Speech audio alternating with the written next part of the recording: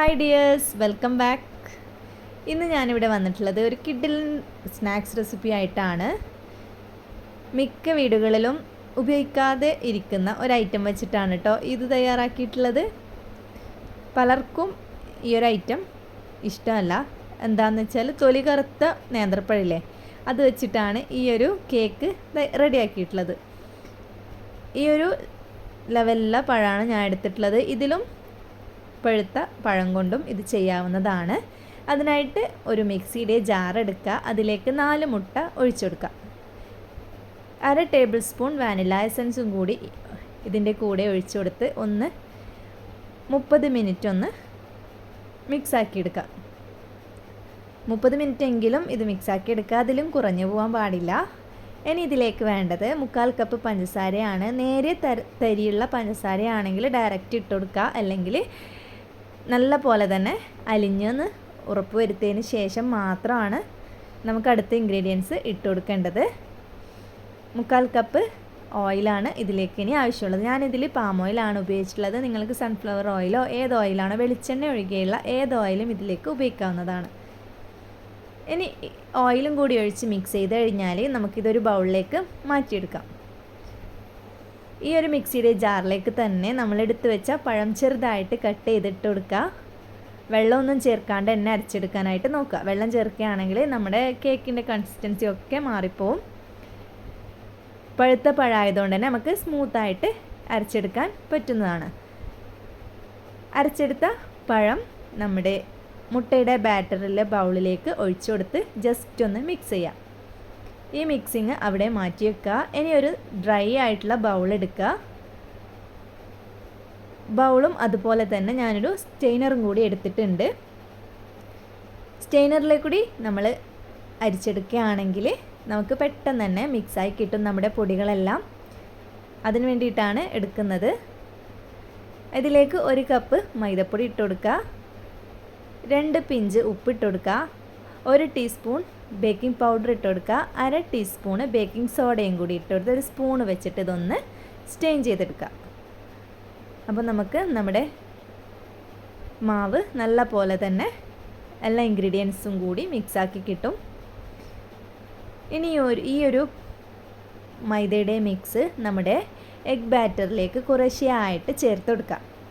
മുഴുവനായിട്ടും ചേർത്ത് കൊടുക്കാൻ പാടില്ല, കട്ട കിട്ടാനായിട്ട് ചാൻസ് ഉണ്ട്. 2-3 ടീസ്പൂണ് ഇട്ട് കൊടുത്ത് ഫുള്ളായിട്ട് മിക്സ് ആയതിനു ശേഷം മാത്രം അടുത്തത് ഇട്ട് കൊടുക്കുക. ഞാൻ എടുത്ത ഈ ഒരു ബൗളിൽ മിക്സിങ് ചെയ്യാൻ വളരെയധികം ഞാൻ ബുദ്ധിമുട്ടി. അതുകൊണ്ട് തന്നെ ഇടയ്ക്ക് വെച്ച് ഞാൻ ഈ ബൗളൊന്ന് മാറ്റിയിട്ടുണ്ട്. അപ്പോൾ പതുക്കെ സ്പീഡില്ലാതെ തന്നെ മിക്സാക്കി എടുക്കുക. ഞാൻ ഇതാ മുഴുവൻ പൊടിയും നമ്മുടെ ബാറ്ററിൽ മിക്സ് ചെയ്ത് കഴിഞ്ഞു.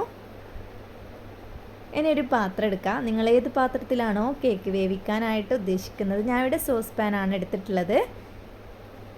ഒരു ബട്ടർ പേപ്പർ വിരിച്ചു കൊടുക്കുക. ഞാൻ ഈ ബട്ടർ പേപ്പർ കയ്യിൽ ഉണ്ടായിട്ടില്ല, ഞാനിവിടെ വീട്ടിൽ തന്നെ ഉണ്ടാക്കിയതാണ്. A4 ഷീറ്റിൽ അതിൽ ഓയിൽ തേച്ച് കൊടുത്ത് ആ ഓയിലൊന്ന് ഡ്രൈ ആയിട്ടുള്ള ക്ലോത്ത് കൊണ്ട് ഒന്ന് തുടച്ച് കളയുക. അതിനുശേഷം നമുക്ക് അത് ബട്ടർ പേപ്പറായിട്ട് ഉപയോഗിക്കാൻ എടുക്കാവുന്നതാണ്. ഞാൻ എന്നിട്ട് ഈ നമ്മൾ കേക്ക് ഉണ്ടാക്കാൻ എടുക്കുന്ന പാത്രമില്ലേ, അതിൻ്റെ അളവിൽ കറക്റ്റ് കട്ട് ചെയ്ത് പാത്രത്തിലേക്ക് വെച്ച് കൊടുത്തിട്ടുണ്ട്. ഇനി ഇതിൻ്റെ മേലേക്ക് കുറച്ച് ഓയിലൊന്ന് സ്പ്രെഡാക്കി കൊടുത്തതിന് ശേഷം നമുക്ക് നമ്മുടെ ബാറ്റർ ഒഴിച്ചു കൊടുക്കാം.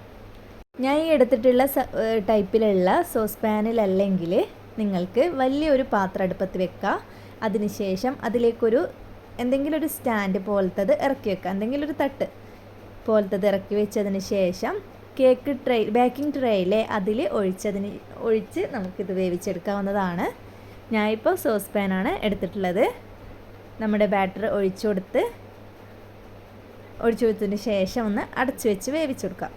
കുറച്ച് ടൈമിന് ശേഷം ഞാൻ തുറന്നു നോക്കിയപ്പോൾ ഫുള്ളായിട്ട് ഏകദേശമൊക്കെ ഒന്ന് വെന്തിട്ടുണ്ട്. സെൻറ്റർ ഭാഗം മാത്രമാണ് ഒന്ന് വേവാനായിട്ട് ബാക്കിയുള്ളത്.